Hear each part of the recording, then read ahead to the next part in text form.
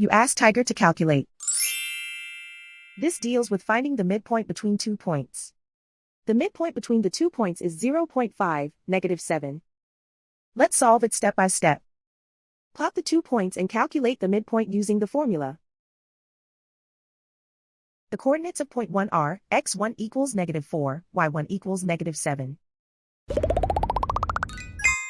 The coordinates of point 2 are, x2 equals 5, y2 equals -7.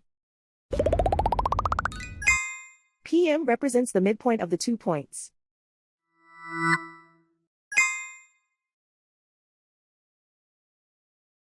Use the x values in the midpoint formula to find the midpoints x. x1 equals -4. x2 equals 5.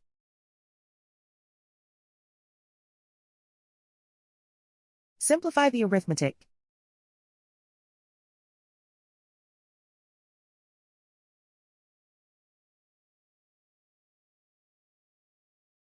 Use the y values in the midpoint formula to find the midpoints y. y1 equals -7. y2 equals -7. Simplify the arithmetic.